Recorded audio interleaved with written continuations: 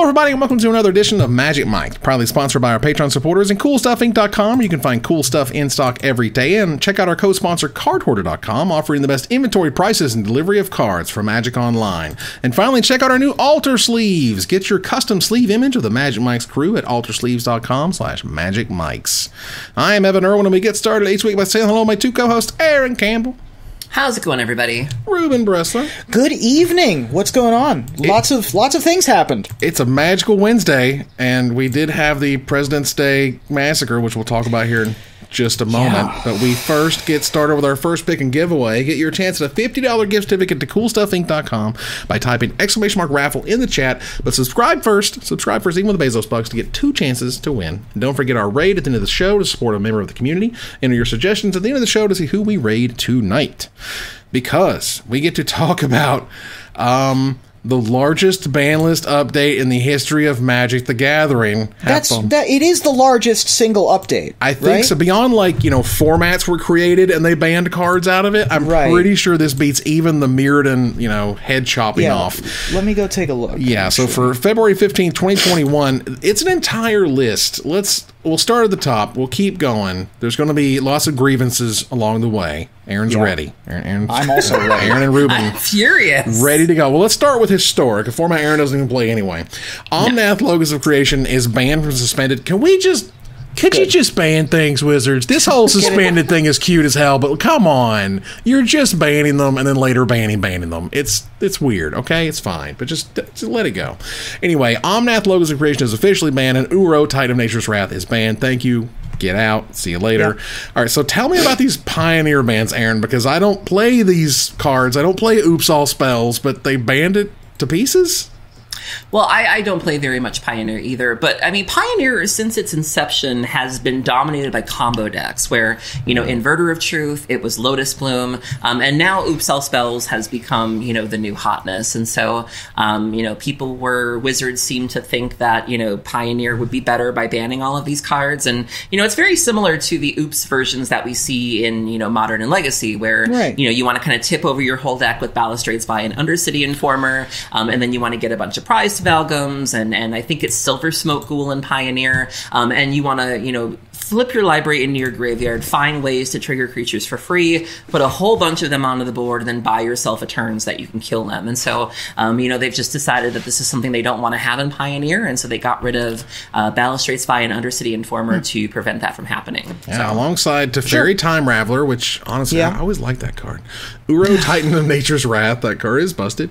And Wilderness Reclamation is also banned in Pioneer now, because that card is also busted. That's what were they thinking? I cannot believe that card exists. 3 Fairy is right on the line of being unreasonable in Standard and being unreasonable clearly. It's slightly over the line in Pioneer. It's right there. So I'm not terribly disappointed that it's gone. It shuts off entire archetypes and types of decks that can see play, because guess what? Your blue counterspells or anything that has instant speed interaction or anything that suspends or uses the stack in an interesting way can't be used with the Teferi in play. So it sort of shuts off. It does more harm to the format than good, whether or not it's dominant or whether or not it's fair. It's a shockingly powerful Planeswalker even now. As far separated as we are from War of the Spark, it's still an unbelievably powerful Planeswalker. Moving on to Modern. Field of the Dead is banned. Get out.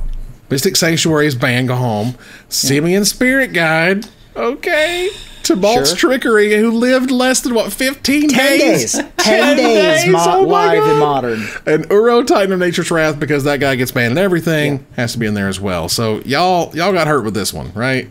Yeah. So one thing that Ruben and I have in common, you wouldn't think we'd have this in common, but we do. We have a great appreciation for Ad Nauseam in Modern. I think Ruben's been playing a little bit longer than I have, but with the banning of Simian Spirit Guide, Ad Nauseam, as we know it, is dead. There's just no way for it to... you can play more mana rocks, you can even play Vessel of Volatility, but one of the things that made Ad Nauseam so strong was its ability to win at instant speed, where, you know, there were so many times where you would play this game, you'd play this poker game of, you know, your opponent would tap out for an Electrolyze and you would just kill them. Like, just in response, kill you was the best feeling in the world. Yep. And the deck losing its ability to do that is really, really unfortunate. And so people have been calling for Simian Spirit Guide for a while. It doesn't have the results to back it up. Decks that play Spirit Guide tend to be cute, or they tend to be annoying, but they very rarely are like tier 1, Living End, Ad Nauseam, Belcher. Decks that are very easily hated out of a format if people want to. This was just collateral damage, a lot like MOCS was, of, you know, the people had just really had enough, and Wizards really wanted to satisfy them. And it really sucks, because I'm one of those people where a deck is a part of my identity, obviously. And I top 8 states with this deck. I day 2 GPs with this deck. I've had more competitive success with Ad Nauseam than I've had with Dredge. And so it does, and even the bannings that Dredge has faced, you know, when we lost Faithless Looting, we were fine. When Grave Troll was banned, we were fine. This deck cannot survive this. And so this is the first time I've ever had a deck banned out from underneath me. And it's a really sucky feeling. And to see, you know, even the Ad Nauseam Facebook group, or just see people who, you know, decks have turned into these little tribes or communities, and they have their own Discords and they have their own Facebook groups. And, you know, to see an entire Facebook group have to come to terms with this of, this is my deck, and this is the only deck I have, and this is the deck I want to be playing, and I just can't play it right now. Like, it's a really sucky feeling. Yeah, that I feel like I've paid more mana in Simian Spirit Guides than the vast majority of the Magic community. More than that, I've probably hardcast more Simian Spirit Guides than a lot of the community. The 8 beat down strat in Legacy worked, y'all. No, like you just put two 2/2s for 3 in play against old school like counterbalance miracles, and you go to town. It's funny that you mentioned casting Spirit Guide, because Mr. Labufu, longtime friend and fan of the show, he's the first time I ever hardcast a Simian Spirit Guide was with him. We were on stream and he was teaching me how to play Griselbrand. And I'll never forget, I think somebody clipped it, we were having a really hairy time against Merfolk. Yeah. And he was like, Aaron, we need a blocker. You have to cast this. And I felt so dirty. And I was like, oh. So I always hated having to do it. The Ad Nauseam mirror kind of came down a lot of the time. Oh, no. I would Spirit Guide beats. No, I always scoop that match. I was like, I'm sure you're a nice person, but like, I do not want to do this. I love it. It's like whoever landed the most 2/2s for 3. You know, the little communities that kind of build around decks remind me a little bit about like speedrunning communities are very similar. It's like, you know, the Bubsy 3D speedrunning community was very concerned about this latest exploit that somebody found and stuff. Sure. It's very funny. But they have, the Simian Spirit Guide nerf in particular was to slow down the combo decks. If you're slowed down by 1 turn, does that make the deck unplayable? It sounds like it does. I mean, it makes Ad Nauseam unplayable. It's unfortunate that it hit Ad Nauseam, because Simian Spirit Guide itself has been the 4th banana for a bunch of broken strategies. But it does keep showing up and showing up and showing up and showing up. But it doesn't show up any more often than Mishra's Bauble. It doesn't show up any more often than MOCS did, right? And I seem to recall them saying somewhere, I don't know if this is documented, but I seem to recall them saying somewhere in like a previous, you know, banning or restricted announcement that they were very fine with like Ad Nauseam existing. Like they went on the record as like, this is a combo deck that we are fine with. And I don't know if it was like a conversation of, you know, maybe something in Storm came up again, but I distinctly remember them saying if this combo deck is fine in Modern, and then just to be in 2021 and then for them to say, look, no, it's just the times have changed, and Simian Spirit Guide is a card that the more things that you can break with Violent Outburst, the more things that you can do with, you know, Neoform-like effects. Right. Yeah, exactly. Then the bigger of a problem it's going to be. I can understand why it happened and still be sad and upset that, you know, it took them this long to get Uro, and then they, oops, by the way, also Simian Spirit Guide. It's just very upsetting.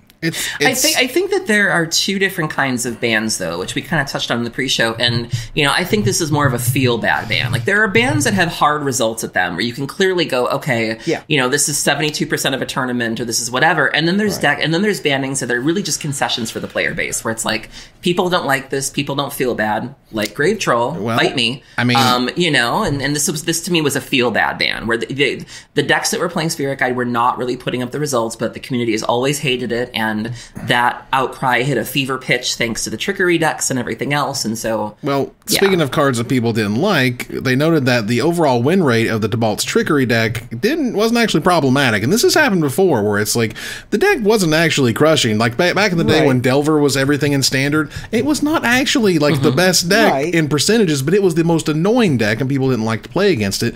And they said, well, the overall win rate hasn't shown to be, but we believe it contributes to non-games that makes Modern less fun to play. And I'm a little concerned about that. I think some people have mentioned it in the chat too, where, I think the existence of combat in a format is fine. And I think that's one thing we've learned from the rise of Uro is that, Uro had really changed the game and that it made people want to play fair. And, I don't think the combos should be extinguished. And I think the combos that we had were reasonable. I think obviously if combos become oppressive, they should be dealt with. But I'm a little concerned by the attitude that combos should just be exterminated, where it's like, I think that's a very important aspect of a format that should be allowed to exist in some form. I agree. I like it when combo is, for example, I like it when combo is the best deck in a format because you have something very specific that you can aim for. It makes formats good. Fight me. I think that the Dragonstorm in the best being the best deck was a really good format. I think when Storm is the best deck in Vintage or Modern, it's a fun format. I think that when you have like the Rites of Flourishing deck or the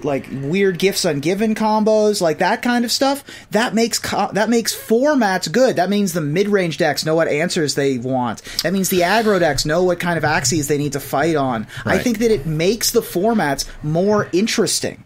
Yeah, you're wrong. I get that, but see, I've always been of the mindset that when black-green decks are good in Modern is healthy. And so if Jund is good, if Abzan is good, if just Rock is good, that's a good sign. I'll be honest. Let's put it this way: I have not been in an environment where combo was kind of more honestly really a pillar of the format in many years. I don't play Modern. That's I don't play combos Pioneer anymore. Right? They don't play. They try to sort of print some combos, but very loose.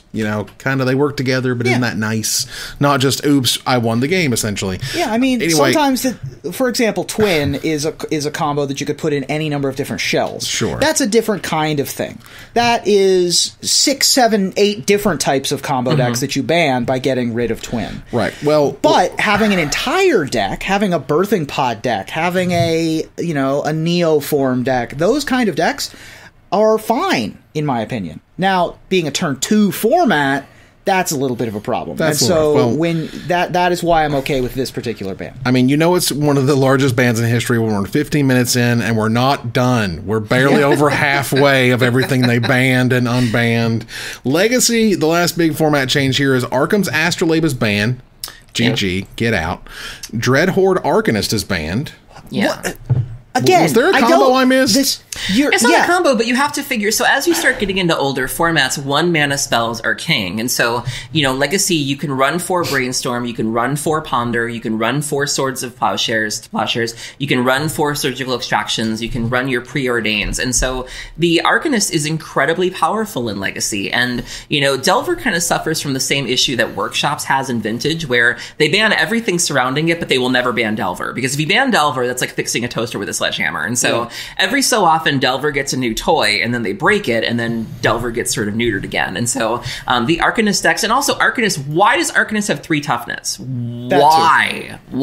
And so this was just a card that was really contributing to some unfun games. It was contributing to just this unstoppable engine that people just felt like they really couldn't compete with, and the results were there. This was just...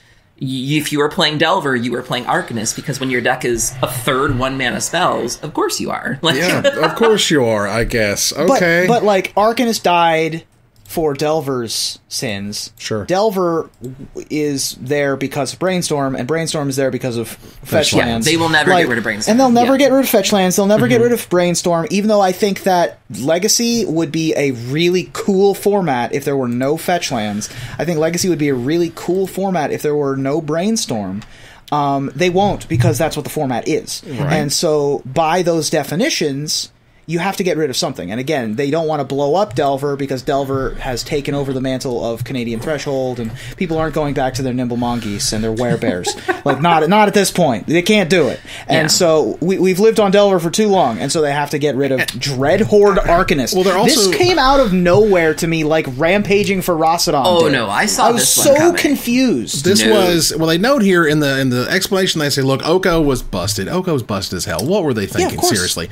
Oko's busted, get out of here. Then they said, well, Dreadhorde Arcanist has proven to be powerful, but we also anticipate that Arcanist strategies will become more prominent because they're getting rid of Oko. If you ban nothing out of the Delver decks and get rid of 4 cards in Legacy, then Delver's going to be the best thing. The best deck by far. Yeah. So, there you are. And then lastly, of course, Uro Titans of Nature's Wrath is just a ridiculously overpowered spell. It's overpowered. Well, they haven't banned it in Legacy yet. They're saying that they're discussing it. Yes, they did discuss it. And the Arkham's Astrolabe, it's my understanding that Arkham's was a feel-bad ban. A lot of people don't like Astrolabe, but it was my understanding that it really hadn't put up the results lately. Like, it just feels bad to play against. Like, people were just exhausted from all the Snoko decks. And, they really wanted to make mana matter again because Astrolabe really came in after Deathrite Shaman. And so there hasn't been a moment in Legacy within the last few years where mana has mattered because you had Deathrite Shaman that meant you could play whatever color you wanted to. And then we got rid of that for a little while. And then Astrolabe came, which again made mana irrelevant. And so I'm really interested to see how the decks adapt to, making Wasteland matter again, making Blood Moon matter again, as opposed to just being able to play these soup decks that are, Kolaghan's Command and Leovold and Daze and Wasteland, and why not? Because you're playing Astrolabe. Like, I think it's going to make for an exciting format. It's definitely going to be exciting. And again, the Uro thing is interesting to me because obviously they're banning everything, but Legacy or whatever. Does this mean, would they kind of pull a punch on the future Titans, right? There's no white Titans.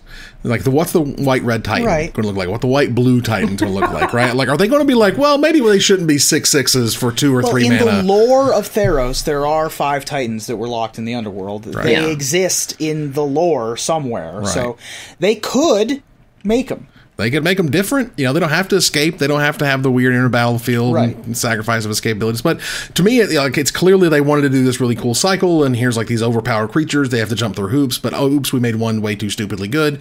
Croaks is still legal in Standard, and it's okay. I guess we'll see. Moving here to Vintage, a format that Aaron knows well. Tell us about Lurrus. It's so funny because when this announcement came out, my boyfriend had texted me. He was like, look, baby, a Vintage change. You play Vintage. And meanwhile, I was so enraged because of Spirit Guide. I was like, not now. Right. I was busy turning into Hulk and like ripping off my shit. So Vintage, they unbanned Lurrus of the Dream Den because Lurrus was the first card banned in Vintage. Banned. Vintage tends to be more of a restriction format where you can play the card as a one-of, and that's been fine. But this card was banned because it just completely warped the meta. If I remember correctly, it forced Shops and Dredge completely out of the meta, which are 2 pillars of Vintage. Restricting it does nothing because you only had the one in your sideboard anyway. Yeah, no one was running 4 of these. And so there was a contingent of people who felt that this card was fine and that, especially after the companion change, that it was more fine. And so Wizards was like, you know what? All right, we'll humor you. We'll unban this card. And I really like that they said here that the key aspect of Vintage is we'd like as much as Magic's library to be available as possible. And so I love that because Vintage should be the one place that you can really play whatever you want to. And ironically enough, Tarmogoyf is the #1 played creature in Vintage right now. So look at God. So for everything people say about Vintage being a turn 4 format or turn 1 format, I'm telling you, Vintage is incredibly healthy, incredibly fair. It is very affordable on Magic Online with a loan account, or even if you buy your decks. And, just come along and play in our sandbox. And Lurrus is fine. The people in the Vintage Discords have been testing it. 3 mana is a lot of mana at sorcery speed in Vintage. So I don't see this really taking off. But Vintage is in a good place right now. Let alone 6 mana. Yeah, I don't see it as coming back with the new change. I just don't think that you can't pay retail for Lurrus. Like, the reason why it was popular is because it was the 8th card in your opening hand, and it comboed well with Black Lotus. Now, just comboing with Black Lotus, but you gotta pay the layaway cost to put it in your hand. It's like, it's way too much, man. Well, sometimes you got to be careful what you wish for, because sometimes Wizards will give you exactly that. Just before 10 a.m. on Monday morning, I said nothing would make me happier than for the Cascade/Valki fix to be announced today alongside the Uro ban. Well, guess what, everybody? They changed the Cascade rules. Yay! This was stupid. Modal double-faced cards were designed to allow both faces to be playable in all situations. However, when you cascaded into them, you could suddenly play Valki's 7-mana side with a 3-mana Cascade spell. That's not okay. So you're telling me that they banned 2-mana Tibalt? No. What I'm saying is... I'm hearing that Tibalt costs 2 mana. And it could be a little too much. And they banned it. That's what I'm hearing. I don't know if that's what you're saying. That's what I'm hearing. I'm saying that what it appears to be, as I read this, that if you were to Violent Outburst into Valki, you could play Valki. But if you were to play something Devastator, the giant Cascade 4 times from Apex Devastator, that is a 10-mana Cascade spell. Sure. Yeah, you can play either side. It's no big deal, because at that point it's less than the mana cost that you're playing the spell for. That's kind of the whole point. This is super intuitive. This is a great change. This was a no-brainer. Dumb. This was the brain in a jar beck and call change. This was the boom bust Cascade change. Like, this was a super obvious one. If Wizards knew that they did it. If Wizards knew that this interaction existed, I don't know why they wouldn't have stopped it from the get-go. I really don't. Or just print Tibalt on the front side. Like, why? That would have also solved this. That would have also solved problems. Yeah, I mean, there's a whole variety of, like, it didn't have to be this way, but it was this way. All right. That was my biggest nobody else was curiosity, coming off of this topic was, where's play design throughout all of this? Because it was my understanding that play design, so I did a little bit of research in preparation for the show, and from what I could tell, play design was created in 2017 as a response to the Felidar Guardian, because Wizards completely missed that. And so they were like, all right, we're going to create this team to hopefully catch things so that this doesn't happen again. And it was my understanding that they were focusing on standard and limited, and that they would occasionally, they'd keep an eye on the other formats, but it wouldn't be their focus. And if it's not something they're doing, I just don't see... I think if they're not already investing some energy into the other formats, I think they really need to. Because to me, like you said, Ruben, this is a catastrophic failure of, how did nobody... Even the Lurrus thing, who didn't look at a Lurrus and think Lotus, Diamond? Right. Nobody? It's not like people who have less experience with Magic than me are working at Wizards. We're talking about Gavin Verhey, amongst others, who've been playing since they could hold a Magic card in their baby paw. You know what I mean? They are aware of these interactions. So it's shouldn't come as a surprise when you see Valki and you go, oh, Cascade exists, right? Or you see Tibalt's Trickery and you go, oh, I just think you say, yeah, Cascade exists, and it should definitely not be able to play the other side, and maybe somebody just missed it and they didn't catch it until it's out in the world, and here we are. But when you look at, and I asked Aaron Forsythe this, and I tried to be as respectful as I could, and he didn't respond to me. I think he has me muted. It's fine. But I was like, I said to him, I was like, I'm sure you can't talk about this publicly. I was like, but when you look at the last 3 or 4 years, do you think this is fine? I have so many questions. How. Mm-hmm. This is the part where I get out the giant poster board. I just want to look at play design and be like, what do you do exactly? I can see, for example, how Uro and Omnath got out the door, because they're things that people in play design want to do. There are cards that are so fair as to be not noticeable as cards that would be too powerful when given a wider swath of people to test the decks. You only have 24 people playing decks. Sure, it's very, very, very good, but I can see how they would be like, we don't know that it's going to be ban-worthy. But with Companion, with Tibalt's Trickery, there's a line where you just go, it doesn't take a rocket scientist to see this card. And, the first time that I saw Companion, I was like, that's broken. That's the most busted thing I've ever read in my entire life. Yep. And I'm not very smart. When there was nothing else around it, we didn't understand. But, there was a thing here that was put where cards banned by set... you have Alpha at the top or whatever, and you have in third place here, you have Throne of Eldraine. It goes Alpha, Mirrodin, Throne of Eldraine. 7 cards from Throne of Eldraine have been banned. Also, Gatecrash coming in with 2 new cards thanks to Undercity Informer. Like I said, I just wonder when I hear about this team and I see so many people being recruited onto it, and I just wonder what is it doing? Because and it very well could be doing things that I can't see, and I understand that, but I can't help but look at the last 3 or 4 years and see the charts of the number of bannings going up and up and up and up and up, and just wonder who's running the show here. Like, I'm sorry. If you'll see here on this chart here, Hasbro's stock price has gone this way, and they don't care. I think that's just... They don't care. Yeah, but they don't need to care. Is that failing forward? They don't need to care. Who cares? Would it be any worse if they hadn't made these, what we're calling, design mistakes? They've also insulated themselves in such a way to where I think those numbers are a little bit deceiving, where, and we've mentioned this before, where if they only offered just one product, I think that you would see, I think it would be easier for people to walk away, but, it's easy to say, well, I'm not going to buy any packs anymore, and then you buy singles, or I'm not buying, any of this, but I will buy a commander deck. And so I think that they've insulated themselves in such a way to where it looks like they're not. I don't know. I just don't think it's that simple to say, well, we're doing well. Well, yeah, the game is rigged so you can't fail. I mean, is it but if they weren't making cards people were willing to play with, they wouldn't have the best sales of their existence. Well, yeah. You say to yourself, when now Wizards says, look, we are clearly designing for a more Commander-esque player than certainly a standard or constructed player, and this is kind of our new realities. And this is something we actually had in our notes to talk about during Desperate Ravings. But the point was, they say openly, look, this is what happens when you're the most played format, is that you get the most cards and you get the most attention. So a card like Uro is fine in Commander. But who plays Uro in Commander? I don't know. But if they do, they're buying cards too. Like, Uro can be banned at everything. Oko can be banned at everything, and it's still worth $20-something. Who are buying these cards? The Commander players who play them. Like that's who's buying these cards.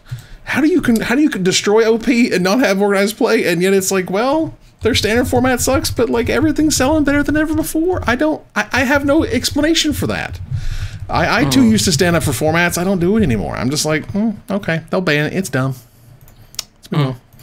I got the opportunity to sit down with Mark Rosewater and to his drive to work, also known as his drive to his office, or whatever you want to call it these days in our pandemic times. Walk from his bedroom to his office. WERK. Oh, for sure. So that was a fantastic time. I recommend it to all those he offers it to. It's terrific to sit down and talk to Mark about things and stuff, and where I've come from and my perspective on Magic and how I went through all this stuff and how I got all these opportunities which were absolutely incredible, and I got to talk about you guys and how fun it was to set up Magic mics and all that stuff. So yeah, I ride the coattails of giants is what I do. I will drag you, we Ruben. know, girl. Drag you. We know, girl. I know. Look, I will latch onto your underbelly like a lamprey on a shark, and that's just the way it's going to be. Yeah, this was a really fun little walk down memory lane. Having been there for a lot of this history, it's a 30-minute little shindig with Maro and Evan, two people who are first ballot community Hall of Famers in my opinion, and you all should go listen to it. I think it's a really cool time, and sort of look back on how Magic content has evolved through the lens of Evan. Yeah, there you go. So I hope you guys enjoy that one. It was a lot of fun. There was a note here he made on Twitter. Mark Rosewater talked about it on February 11th, addressing Strixhaven. Now, what we have said, or at least what we've thought about for quite a while here, was that Strixhaven was Harry Potter, and then Harry Potter, Harry Potter, Harry Potter. We've said that millions of times.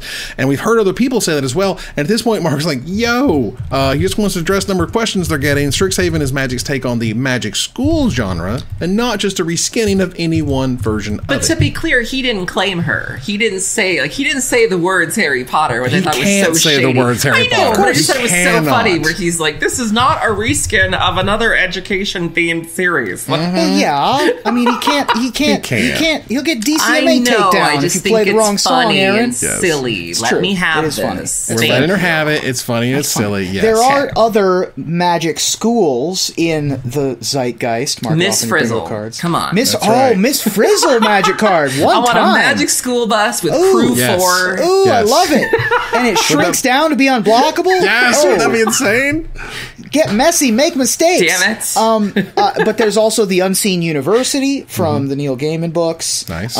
There's the Academy from the Kingkiller Chronicle. I mean, there's so many things to draw, so many inspirations to draw from. So I'm glad that that even though Harry Potter and Hogwarts and the magic school system there is the most known by far in our culture, they didn't exclusively draw from that well. Right. Speaking of other sets, this isn't in the show topics, but I do want to touch on this. They finally released the remainder of the cards that are going to be in the Black is Magic set. That's true. We did miss that. How did we miss that?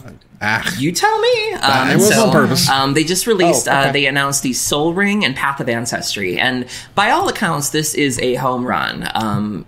People of color are excited about the set. Black folks are excited about the set. Black Girls Code is a fantastic organization. I mean, this is a slam dunk. And so, beautiful, beautiful art. Every card is just brilliant. And, they're supporting Black artists. And this is just a really great first step. Nice. Let me bring it up here on the screen so you guys can see it. The addition of Soul Ring just kicked this thing into a whole other gear. Seriously. I was thinking, beautiful.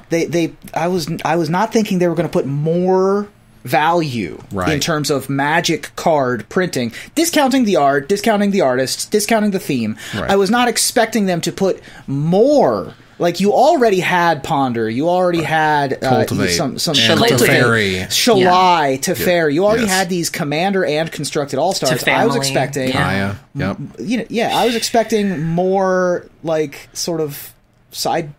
The road kind of not really popular cards getting reskinned. Right. Basically, I would argue that it wasn't really necessary. I love it, but it wasn't necessary for be like, I want to buy this, this set or whatever. I was more or less already in after the first 3 cards, but they just kept getting better and better. They added Soul Ring and Path to Ancestry, and it's just like, all right. I mean, we'll get there if Evan else. There we go. Oh my god! I know, right? Isn't that incredible?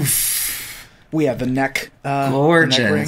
Yeah, fantastic. So that Soul Ring is absolutely incredible, and you get it in foil and non-foil. And Path to Ancestry should be underneath that. Yes, and this is one of those things where, it's an easy throw it in the closet and or definitely play them and show them off if you can. Either option is fantastic here. And get to the bottom, show the art. And there's the art. There we go. No, that's Joe Rail. No. I found there it. You go. Right that's Pure and Toothy, right? Yeah, I believe so. Is that Joe Rail? I think that's Pier in the foreground. Where's Pure. Toothy? I don't see Toothy. Is it on the left there, maybe? No. I guess I'll have to imagine Toothy. Wash off your glasses. We'll have to imagine Toothy somewhere. I'm having enough with my problems with my eyes. Is that anyway, woman in the sun Toothy? My allergies over here are killing me. All right. Either way, this was an incredible set. I'm glad you brought it up because, again, that Soul Ring was just fan-freaking-tastic. Yeah. Note, it is going to be available here. Let's see the product details. From February 22nd through the 31st, so in about 5 days, you can pre-order that if you would like. February 31st? February 22nd through March 31st. Sorry if I said February. That was bad. Okay. You can also get your Valentine's box by Sweetest Day. There you go. I cannot get over that. They gotta not do that. They gotta either have the Valentine's box be available by Valentine's Day or on April Fool's Day. Those are your options. Those are the 2 options. Fair enough. We're going to move on here to Desperate Ravings. Gavin Verhey had another episode of Good Morning Magic, and he had talked about a little bit about what they had planned for White. Now, I love this. A+ Wizards. I'm happy to hear about stuff a year ahead of time because we can talk about it and think about it and discuss on what it means or what it doesn't mean. And specifically, he mentioned, look, White needs stuff. We get it. We've heard you. We understand. And I think this is part of, the commander focused thinking, which is, little tiny white creatures are not going to get it done in a commander setting. You're going to need to give them land advantage or mana advantage. You're going to need to give them card advantage. And he talks a little bit about that, where white creatures are going to have flash regularly moving forward, which we've seen that already. White card draw is being worked on, whether it's symmetric, as we both draw, rules punishment like Mangara the Diplomat, or regrowth cards like cards going from your graveyard to the battlefield or your hand. We still see some of that right now. And of course, White getting some ramp, which is the catch-up ramp, which I think they excel at or should be excelling at. I mean, Knight of the White Orchid's good. That's part of the problem. That's one of the problems with White ramp is that it only rewards you if someone's doing better than you. And so you're forced to play this really weird game of, do I play the game I should be playing, or do I stifle myself to be able to trigger this thing? It's really awkward. Quit beating around the bush and print land tax in Standard. That's what I have to say about that. I mean, you want White ramp to be good? Let's cut to the chase. Yeah. I mean, who cares about constructed formats, am I right? Yeah, exactly. But they know that, look, either the catch-up ramp, the Sun Titan ramp, which is lands from Graveyard, or the treasure tokens like Smothering Tithe, all of those are good options. All that stuff is being worked on. If you don't see it in the Strixhaven, you don't see it in the D&D set, don't worry, it's coming. They're thinking about it, and they're working on it. Can they print the Sun Titan effect on, like, a white sorcery? Like, that's don't probably see why not. Fine, right? Like, again... Well, they gave us Savine's Reclamation, which is... It's like close. It's a little expensive. I guess, but I don't know. I'm excited. I mean, I have a wish, and here's my wish. Oh God! And this is going to be a callback to earlier. I'm shaking my dry erase statue because I wrote it down. Callback to earlier. We got Simian Spirit Guide banned. All right, and that's not okay. We want to play our ad nauseum. Here's what we need. We need Spirit Guide. Printed in Modern Horizons 2. Stop it. Modern Horizons 2 is coming. It goes straight to Modern. We don't need it in Standard. We get a Spirit, no other creature type, so there's no other worry about it messing anything up. And it's in white, so who cares? That's very true. White needs fast mana? Okay. That makes I'm more than about, red does. I'm excited about these changes for the most part. You know, I can't relate to a lot of what people are saying. I personally do not think white is that bad. That doesn't invalidate the people who do feel that way, but that's not really a sentiment that I share. So I personally don't have a desperate need for better white cards. I do have a God Eternal Catcher deck that I do enjoy. I do have decks that splash white. I'm very happy with the options that I have. But it is obvious that there is a large percent of the population who does feel they need more. And so I appreciate that Gavin the powers that be are listening to those people, and that they are at least trying to be better and giving them what they want. If they're listening to me at all, like, could we mana tithe a little bit more? Could we mana tithe? Could we mana leak? Could we make that part of white and what white does? The pay extra taxing stuff tax is people. So great. Yes. Smothering Tithe, Mana Tithe, Lapse of Certainty even. Like, those are so perfect white effects. I would love them. We've seen a lot of effects that, like, even the recent Bind the Monster, like, that was a card that people were like, why is this in blue? And so, we've seen a number of things over the last year or two that seem to have screamed white, or that felt like they'd be comfortable in white slice of the color pie that have just been given to other colors. And so I think white is going through a bit of an identity crisis right now, like you said, where, it was the taxing color, and then it's like the weird Punisher color where you need to be behind, and then it's like, I think they just really need to say what is white and establish that and then build around that. I like people mentioning a white miscalculation would be incredible. Just change targets would be really cool for a white card. And we've seen some of that stuff before in the shoals and whatnot. The white shoal was a little bit like that. Or even opposition agents. Someone's like, why is this black? Like, you look at Aven Mind Sensor. And you look at the, I think it's the Alms... Alms Collector. No. Is that what it is? Alms Collector. Okay, yeah. I think that's what it's called. Yeah, so, white has shown a propensity for... flashing in and like kind of messing with you. And so why are we giving toys to other colors? I don't understand. That's what Death and Taxes is built around. You have all these crappy tutus for 2, and together they make it so your opponent can't win. There you go. So let's the good news for you white fans. First of all, White Weenie's like the best deck in Standard right now, which is kind of wild. It's true. Second of all, if you look back at the Magic Mike's top 10 Simic cards that we made 3.5 years ago, like 2 years that ago. Episode was dry, y'all. We did not really have good blue-green cards. And guess what happened in the last 4 years? Well, they every card. So there's hope for white yet. Fair enough. All right, let's move on here quickly to Going Infinite. I want to talk a little bit about something that Aaron Forsyth, obviously they're not promising nothing, they're not saying nothing, but someone had mentioned, Brandon Large on Twitter has said, they're still unconvinced and unsettled about the unwillingness to functionality erotic cards in the digital age. I want to play a tuned Oko or Teferi on Arena because they're sweet cards, hate how hamstrung it is due to paper. And Aaron Forsyth said, I do think there is a potential future on Arena where cards can be tweaked, and I love that. I want to play. I cannot play with Oko at all on Arena freaking anywhere. I can't play him in Brawl, can't play him in Historic, can't play him in Standard, can't play him nowhere. That card might as well just not exist on Arena versus saying it's 5 mana on Arena or Magic Online, and that's just the way it is. You can't play it in paper anyway, so play it online. At least get some use out of your digital object versus nothing.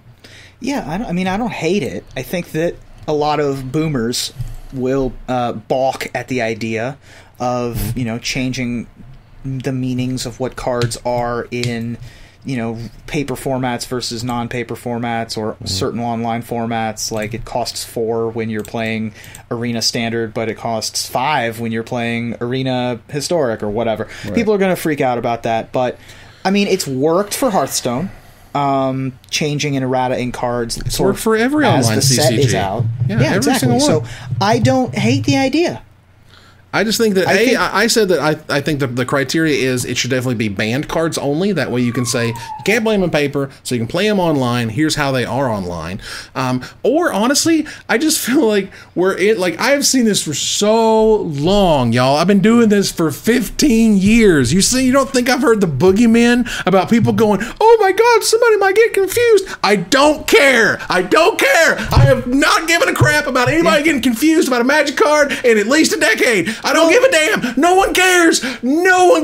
I promise you. You feel like there's these people out there who are just like desperately confused and don't know what's happening. There's question marks popping off their head. They don't exist. No one gives a crap. You know what's going to happen when you changed Oko that you can actually play it online? They're going to play it online. That's what they're going to do. And they're going to give a damn about it again versus saying this card doesn't even exist. I don't care this card exists. Who gives a crap? Why not? Why can't you take something that you've bought artwork for and you had all this time put designing for and you gave a damn about it with its abilities, and you just don't care anymore. You just throw it away. Why are we just throwing everything away? Because somebody, oh God forbid, somebody might be confused about what's in standard. Get the hell out of it. I'm tired of it. I'm sick and tired of it. I've heard it for years. And we're all going to make huge amounts of money. I just and don't give a damn. We're all going to get rich. I just don't care. I'm just over it. I'm sick and tired of it. I don't want to hear one more word about somebody being confused about a Magic card. You know how many confusing, stupid things exist in Magic right now? I'm sorry, I had to get that out. I'm sorry. I can't one more time with these people who are confused. I just can't. Also, they've already done it with Companion. They've done it with all sorts of stuff with Johnny's Pride Mate and blah blah blah. Like, just get out of here. I can't. Do you feel better now? I had a rough day, all right? Aaron, my allergies are killing me. My eyes, I can't hardly see. Particular segment. Do you have a thought?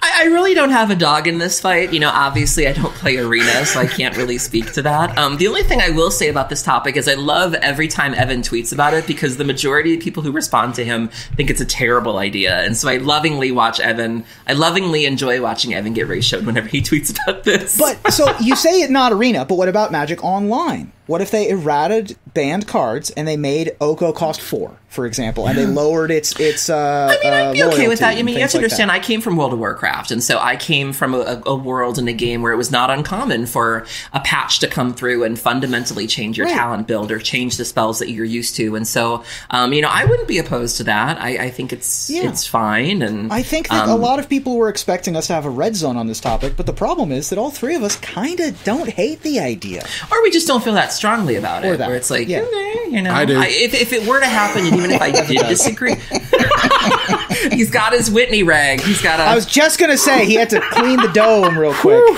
Y'all got me all hot and angry over here. Bothered, yeah. Woo, I can't look. I just, I love Magic. I want what's the best for Magic, and I can't handle it anymore. I can't take it. Just can't do it. We're not gonna take it. Mm-hmm. No. We ain't gonna take it. We're not gonna take it. There we go. We're not gonna play Oko. Because why not? I sort of ran out of ideas. Whew. All right, let's turn the corner here to the finisher. The most popular game of the past week, with more than 360,000 new players in the past 10 days, is Valheim. It's ridiculous. Is that what that is? That's Valheim, the Nordic-themed survival game, not Kaldheim, the Nordic-themed Magic set. Easy mistake to make because people love Vikings in pop culture. From Thor and Loki to the actual show Vikings, people are capitalizing on the love for ancient Scandinavians. The Norse remembers. So tell me, where will Vikings invade next, Ruben? Well, let me tell you, the only thing more popular than Vikings is cryptocurrency. Woo. The coins are going through the roof, and to that end, the newest one is sure to raid and pillage the markets. Introducing Beard Coin. Get in on the ground floor because this coin won't sell short. Wow. Because there's a putting as a short, and that's a stock thing. That's right. Aaron?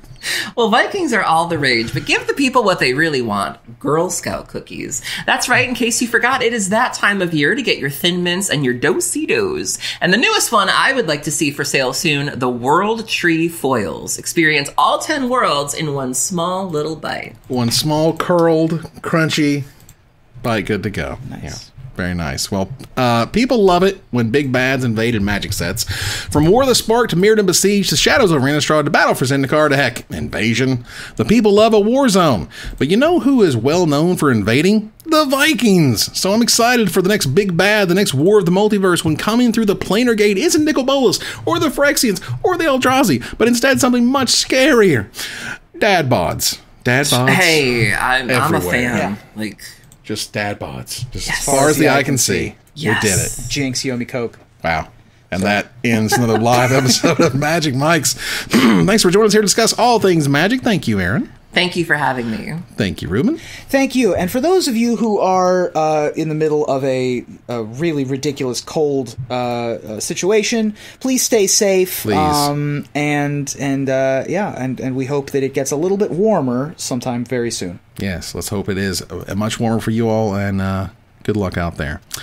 We want here to our final slide. I want to thank our sponsor, CoolStuffInc.com, our co-sponsors, CardHoarder.com, and our newest sponsor, Alter Sleeves. Get yours at altersleeves.com/magicmics. My co-hosts, Aaron Campbell and Ruben Bressler, you guys for watching and listening. I hope you support us at patreon.com/magicmics. Please follow, like, tweet, favorite, share, subscribe to everything social that tells people we exist. Catch us online on our Discord, twitch.tv at Magic Mics, on Twitter at Magic Mics Cast, our Magic Mics subreddit, and like the Magic Mics page on Facebook. Or join us here next week, same time, same place, for another episode of Magic Mics. Good night, everybody.